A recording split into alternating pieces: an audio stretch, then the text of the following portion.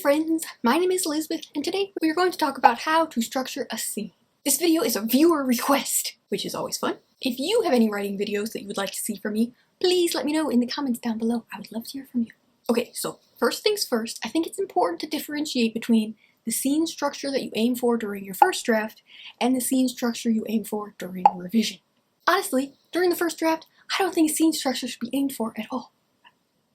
I don't think that should occupy your brain power. In the first draft, when you're working on your scenes, just write down all that you know that you want to be in the story and then skip to the next scene. There's no reason to think about scene structure during the first draft. That may be an unconventional opinion, but it has really worked for me. I have written 6 novels. I'm working on my 6th and my 7th right now. I feel like if you do focus on scene structure during your first draft, not only can you waste some good brain power trying to implement unnecessary structure during that time, but you can also end up with unnecessary words bloating the meat of the scene, as well as ending up with a story that feels overly structured, like overly manufactured, and not an organic story propelled by character choice and character action and conflicting goals. Does that make sense? So during your first draft, just don't even worry about scene structure. Write the scenes that you feel should be in the story, and then just worry about the structure of those scenes later. Okay.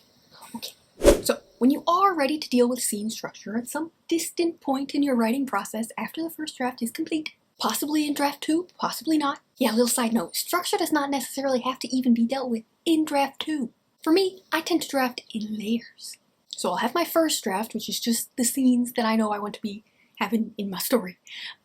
No connective tissue, nothing in my first draft. And then all my other drafts are layers. So I don't do like second draft where I try to fix everything, third draft where I try to fix everything. I'll have a motivation draft and a dialogue draft, a description draft, a cause and effect draft, and a scene structure draft, among many other types of drafts. You know, each character will probably get their own draft where I focused on them and their choices and their arc and everything. Scene structure can play into my approach during some of those other drafts, like especially in the cause and effect draft, but it can also just be a draft all on its own. So, doesn't happen in my first draft, doesn't necessarily happen in my second draft either. Probably doesn't, actually. Doesn't need to. Anyway, when you are finally ready to address scene structure, it's actually very simple. Here is what to look for in your scenes in regards to structure. There are only 2 things: action and reaction. And then the reaction of each scene needs to cause the next scene. But I tend to tackle these 2 steps in 2 different drafts. A scene structure draft and then a cause and effect draft. Usually when I'm ready to deal with cause and effect and scene structure, I'll go through my draft, identify all of the scenes and write them in a list, and then I will list out how each scene causes the next. I will go to each individual scene and identify the action and the reaction that takes place in each scene, or what action and reaction might be missing from scenes. And then if I'm dealing with cause and effect, I will then also work not just within the scenes, but also how the scenes connect, cause and effect. You don't have to do that during scene structure, you can only think about each scene individually. That's just fine. I actually do that a lot. So each scene individually, just think, I'm labeling what is the action of this scene and what is the reaction of this scene. Each scene needs both. If you have a bunch of scenes with no action and all reaction, your story will feel very stagnant and boring. Like your characters are just musing around, you know, constantly replaying the same points over and over again. But if you have a bunch of scenes that are all action and no reaction, then it will feel like your characters are acting just because you're making them act, or because the plot is making them act, and not because of any natural reasoning or motivation coming from within them. You know, so it's important that each scene has both. You know how they always say, like, each scene needs a point? I like to think that the combination of action and reaction makes the point of the scene. 2 halves of one whole. The point of each scene cannot just be action, and it cannot just be reaction. It has to be both in order to be a complete scene. You know, that is the point. You can't look at a scene and say, the point of this scene is this action, and then the point of this scene is this action, and then the point of this scene is this action, and then finally over here the point of this scene is reaction. Those will be some boring scenes. Each scene needs to have action, reaction. Sometimes you hear the advice that each scene should start with one emotion and then end on a different emotion. So for example, if the scene starts and the characters are happy, then when the scene ends, the character should be angry. Or if they start the scene hopeful, then they should end the scene scared. Or it could go in the other direction from negative to positive. Like the characters could start the scene depressed and then end the scene with a bit of hope. You know, we hear that a lot as advice, and that can work. That's coming from like a good place of writerly advice. It can be a really good guide for you to tell whether or not your story is staying stagnant for too long, because there's, you're identifying this emotional change, and that can keep things moving. But this sort of relying on emotion to make sure your plot is progressing is an art, and it requires like an innate sense of natural emotional progression, that humans experience. And if you try to rely on natural emotional progression between scenes to make sure that you're keeping your plot moving by constantly starting a scene with one emotion and ending the scene on a different emotion, then your story can end up feeling melodramatic and whiplashy, with your characters just constantly going from one emotion to the next. And that can be both annoying and exhausting for your reader. So I wouldn't really recommend structuring your scenes around a distinct change in emotion. It can work, and a lot of times after the action and the reaction has happened, there is a change of emotion, but that's just happening organically because of the action and reaction.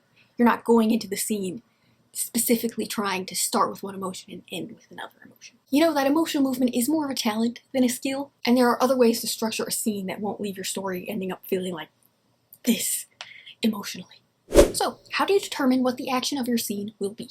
At the start of each new scene, ask yourself, what is the goal of the characters in this scene? That is the action. Are there multiple characters who agree on what the goal should be? If that is the case, maybe your scene will involve them acting together or against a common enemy. Or are there multiple characters with conflicting goals in this scene? Maybe that conflict will be what the action of the scene is, because the characters will be in conflict with each other, working to get their own agenda moving. Or is the scene more of an intimate one, with just one character working towards a single goal? That might be the case in a more literary or character-driven story. All are good choices. You just need to see what works for your story in each scene. So for each scene, ask yourself, what do the characters want in this scene? What they want, that will be the action of the scene. How do they try to achieve that goal in the scene? As in, how are they going to go about getting what they want? That is the action. Does it work? Does it not? That is the reaction. How does the character feel about the result of their action?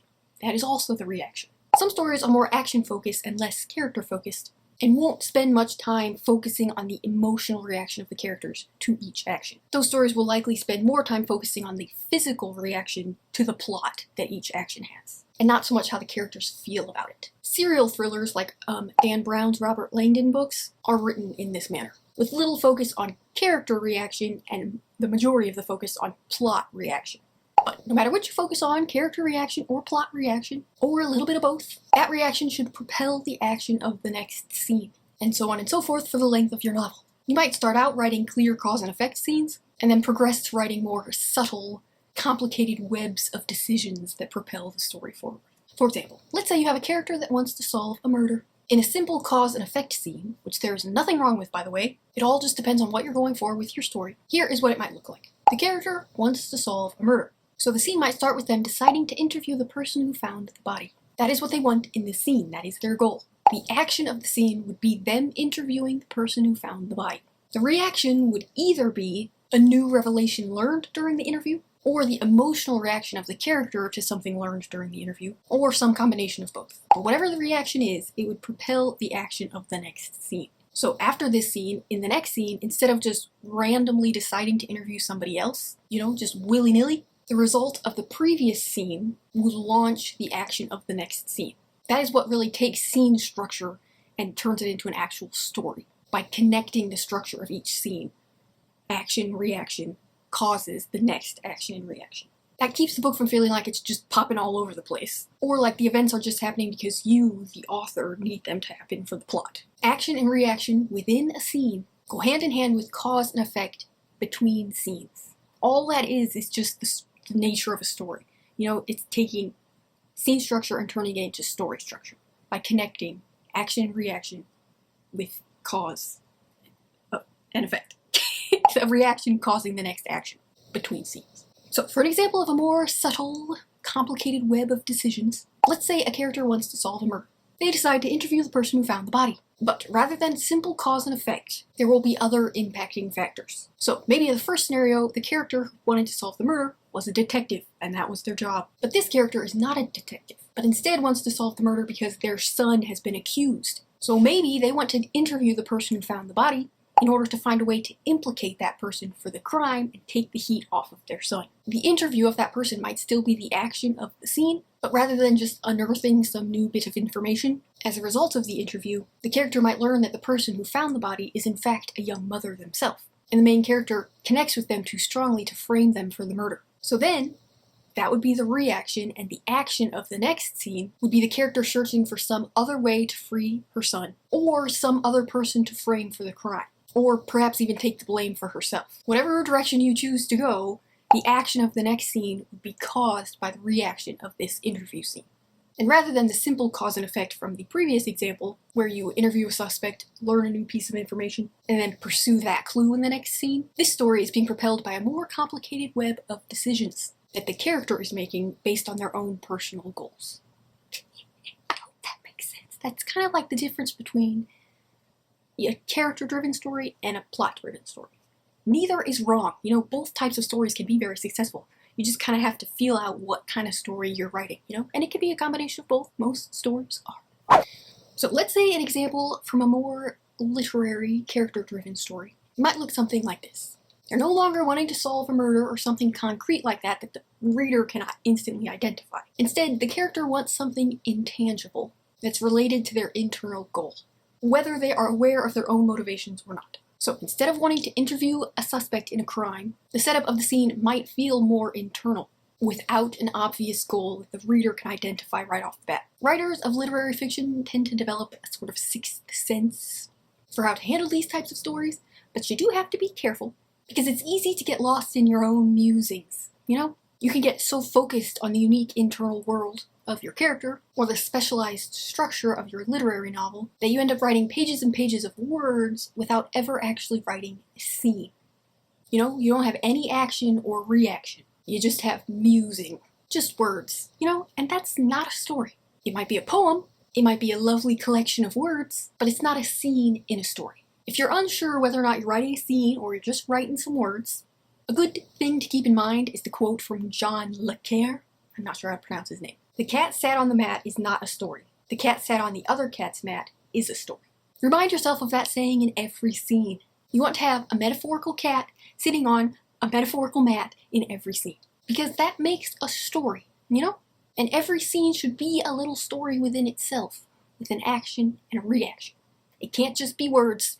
But even though each scene needs to be a little story, each scene does not necessarily need a beginning, middle, and end. If you focus too much on giving each scene a beginning, middle, and end in order to make it a little story, then you will very likely end up bloating your story with too many unnecessary beats. Remember to get in late and get out early.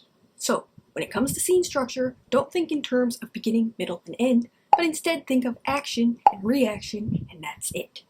The best way to learn how to write literary fiction, if this is the type of story that you're going for and your book doesn't really have, you know, abject goals in each scene that you can easily identify, like interview a suspect, learn a new clue, you know, if that's the type of story you're writing. The best way to learn how to write literary fiction is by reading literary fiction. That will help develop your sixth sense in regards to scene structure in a character-driven story. The action and reaction might look structurally different than the action and reaction in a more plot-driven story, but you still need action and reaction in each scene, or else you don't really have a scene. Please like and subscribe.